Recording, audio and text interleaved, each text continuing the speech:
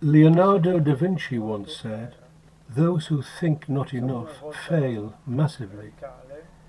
We are at a radical turning point in contemporary history. I believe that we have all noticed that the population is essentially required to suspend its judgment at the same time as experiencing an inexorable reduction in individual freedoms.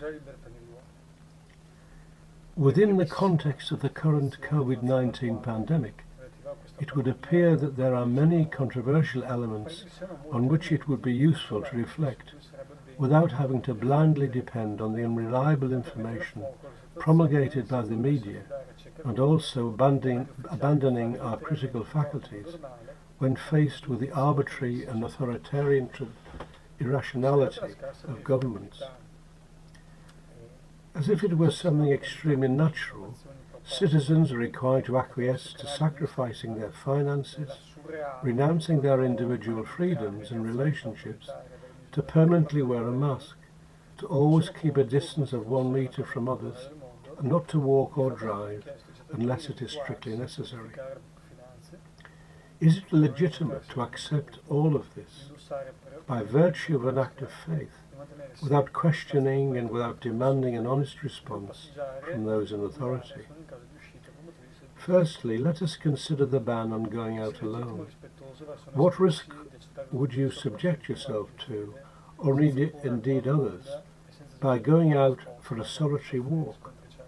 Rationally, how could you possibly contribute to the spread of contagion by indulging in such an action? Similarly, consider the ban on driving, even within the compass of one's own locality. How can one contribute to the spread of the virus by sitting in one's own vehicle, whether driving or stationary? What is the difference between a reasonable, just, transparent and authoritative directive or an irrational one which promotes the abuse of the rights of the individual? This is not an invitation to undermine governmental authority, but an invitation to question such actions in the hope of effecting some form of redress.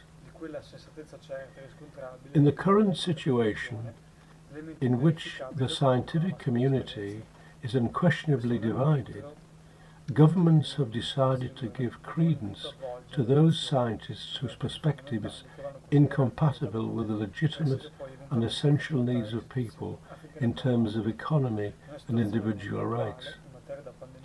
I would suggest that a transparent public debate outlining the differing scientific perspectives is the only right course of action.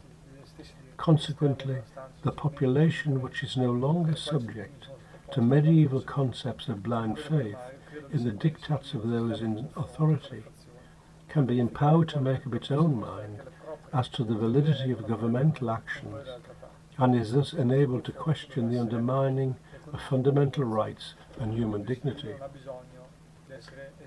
The aforementioned directives, about which the scientific community is clearly divided, can therefore be perceived as being merely punitive in nature and failing to contribute to the prevention of the transmission of the virus.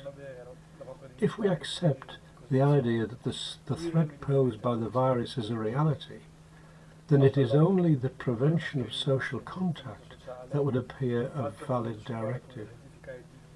What sense is there in prohibiting a family living under the same roof to have a picnic in the countryside if they distance themselves from others? What is the purpose of these punitive directives?